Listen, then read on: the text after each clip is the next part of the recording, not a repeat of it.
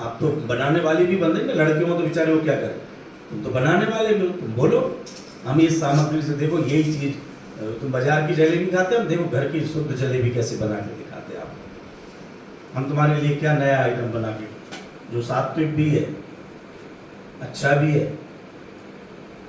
क्योंकि श्रावकाचार का संरक्षण करना आज किसी को पसंद नहीं आ रहा, ये दोष लग रहे हैं। मैं कक्षाओं में भी कहता रहता हूँ, और आज भाई साहब का प्रवचन सुना है आपने, इसलिए फिर से कहने का मन हुआ है। हमने कक्षा 11वीं वालों को अपनी तरफ से छोड़ा है, समझ में तो उनको भी आ रहा होगा कि हम कहाँ पढ़ रहे हैं, हम अरहंतों की शरण में आए हैं, हम सिद्धों की शरण में आए हैं, हमारे लिए केवली भगवान द्वारा बताया गया धर्म शरण है, हम क्यों पाश्चात्य संस्कृति में जाएं। आपको देख करके लोग करना चाहें, जैसे उनके यहाँ ये आई ना सरवार सिद्धि से बहन, इसने भैया के यहाँ जैसे विधान कराया ना, भैया की शादी में, अपनी दीदी की शादी में विधान कराया, हमारे यहाँ भी ऐसा होना चाहिए। देखो इसने महिला संगीत के तो हुआ, लेकिन महिलाओं ने गा करके अच्छे तरह से बन्नी के बढ़िया गीत गाए और अच्छे से किया। ये नहीं कि इधर उधर हाथ डाल करके कोई भी फिल्मी गाना चल गया और उस पर नाचे जा रहे, प्रासंगिक है तो नहीं है तो,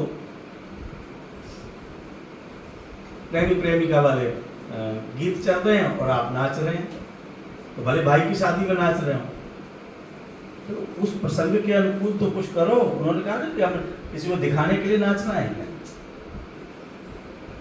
ऐसे मर्यादाएं, हम आपको संकल्प कुछ दिला नहीं रहे, ना हाथ खड़े करा रहे हैं, ना लिखित में ले रहे हैं, लेकिन भावना आपकी बने। हमें ही लगे कि इनसे क्या लिखित में लेना, ये तो हमारा पक्का प्रमाण पत्र है, ये तो यहाँ सीख रहे हैं, आपको जमना चाहिए। और अगर बात नहीं जमती तो उस पर चर्चा करना, कोई आपको प्रश्न हो, कोई इसके विरुद्ध कोई बात कहनी हो तो भी बताओ कि इसमें ऐसे कैसे दोष लगता है। आपको खुद लगेगा कि आपको जो बताया जा रहा है ये दोषपूर्ण है। ये विवाह आदि कार्य क्यों किया जाता है, क्या चर्चा आई थी इसमें, कि वासना घटाने के लिए, क्योंकि वासना घटते घटते मिलती है। ये शादी होना अणुव्रत कहलाता है, कोई पाप में नहीं चला जाता। क्यों, आपका जिससे भी संबंध हुआ तो इसका मतलब हो गया बाकी के किसी लड़के से हमें कोई लेना देना नहीं, लड़के ने किसी लड़की से सगाई होगी, माने अब और मैं किसी लड़की से मेरा कोई संबंध नहीं है, उधर से नजर हट गई, ये उसने व्रत ले लिया, सिमट गया वो, तो जितना त्याग हुआ है उतना उसको पुण्य होगा, और जो कर रहा है तो उसका पाप ही लगेगा।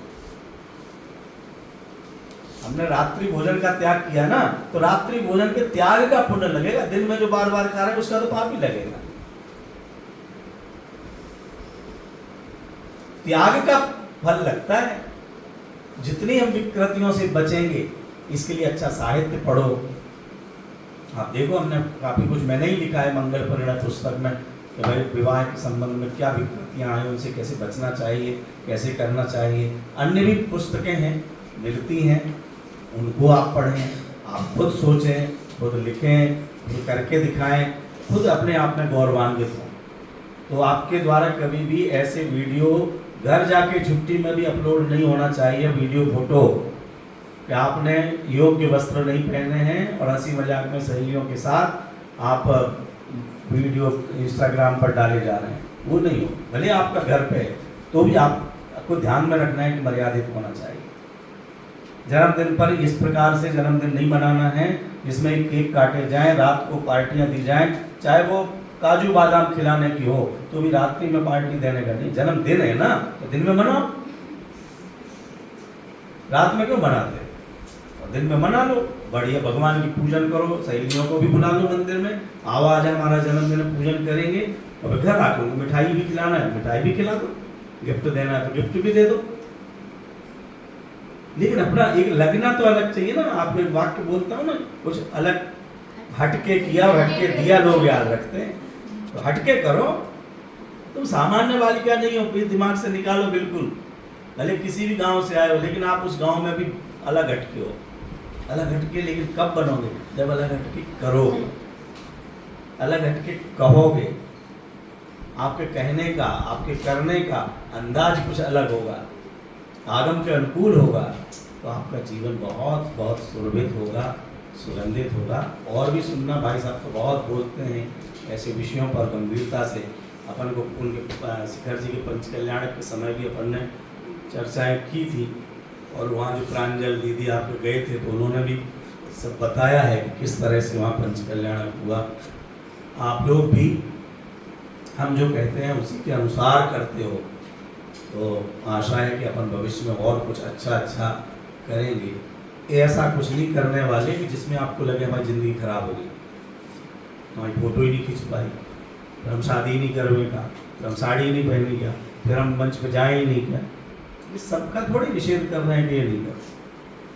परिवार में रहना है तो रहना, नहीं रहना तो मत रहो, उसमें भी कोई दिक्कत नहीं है, वो तो प्रशंसनीय हो जाओगे। संयम लोगे तो पूज्य बन जाओगे। अभी आया था ना प्रवचन में, संयम से पूज्य होता है, मिथ्यात्व अवस्था में हो तो भी संयम से पूज्य हो जाते हैं, लेकिन नहीं ले सकते, कोई बात नहीं। लेकिन बड़े पंडित जी साहब का एक वाक्य होता है, गृहस्थ हैं हम, भ्रष्ट नहीं है। गृहस्थ का मतलब भ्रष्ट, हमें तो चलता है, हम तो ऐसा करते हैं, ऐसा अपना